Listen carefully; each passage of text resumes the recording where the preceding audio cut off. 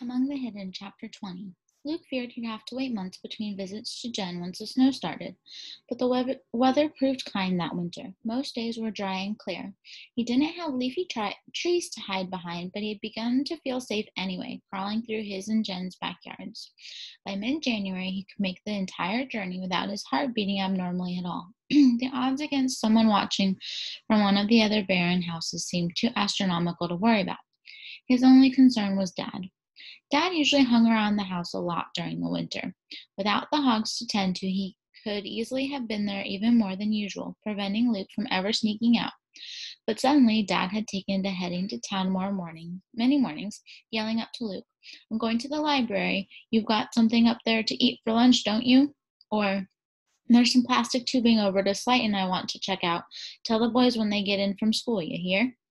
"It's that hydroponics notion," Luke bragged to Jen one day in late January while they were sitting at the computer together.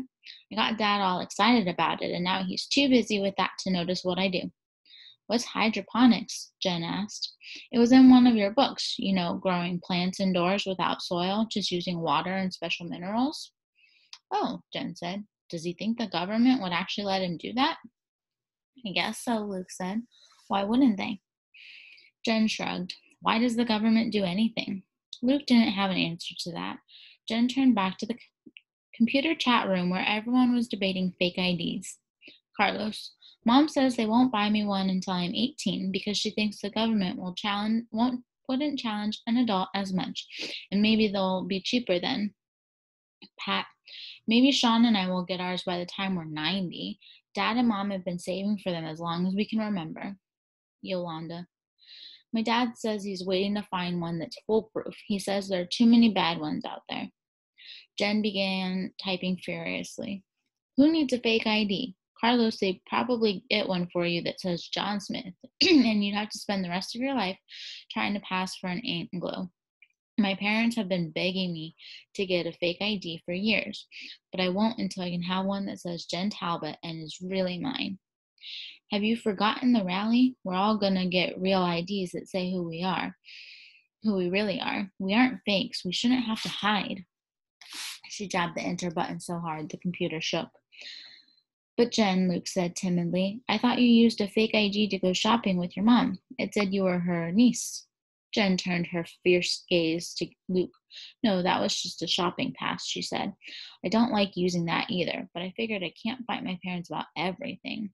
What they're talking about," she pointed at the computer screen, is taking on a fake identity permanently. Most shadow kids do that eventually. They go live with another family and pretend to be someone they aren't for the rest of their lives." "So you'd rather hide?" Luke asked. He thought about using a different name, living in a different family, being a different person. He couldn't imagine it. "No, of course I wouldn't rather hide," Jen said irritably. "But getting one of those IDs, that's just a different way of hiding. I want to be me and go about like everybody else. There's no compromise, which is why I've got to convince these idiots that the rally is their only choice." There was a shocked blankness on the computer screen after Jen's entry. And then Carlos ventured, Jen, got any of your parents' blood pressure medication handy? Sounds like you need it." Jen stabbed the power button on the computer. The screen instantly went dark. She spun around in her chair and clenched her fists. "Arg!" she screamed with a grimace of frustration. "Jen?" Luke asked. He leaned away from her in case she decided to use those clenched fists. Jen turned to Luke in surprise, as though she had forgotten he was there. "Don't you ever feel like saying, 'I can't take this anymore'?" she asked. She leaped up and began pacing the floor. "Don't you ever want to just walk out into the sunshine and say, 'Forget hiding, I don't care'? Am I the only one who feels this way?" "No," Luke whispered. She rolled around and pointed at the computer. "Then what's wrong with them? Why don't they understand? Why aren't they taking this seriously?" Luke bit his lip. "I think," he said, "people just have different ways of expressing what they feel. Those kids make jokes and complain. You run around screaming your head off and tackling people." He was proud of himself for figuring that out, considering he really only knew 5 people in the whole world. But for the first time, he wondered how the rest of his family would cope if any of them had to hide. Dad would get grumpy. Mother would try to make the best of it, but you'd be able to tell that she was really unhappy. Matthew would be quiet, but would look sad all the time, the way he looked every time anyone mentioned the pigs they couldn't keep anymore. Mark would gripe so much that he'd make everyone miserable.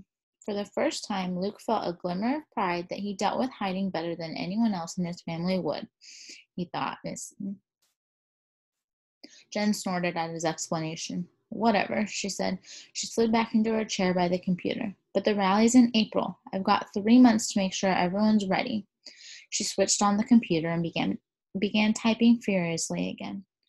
Luke slipped away a few hours later. He wasn't sure Jen noticed him leaving.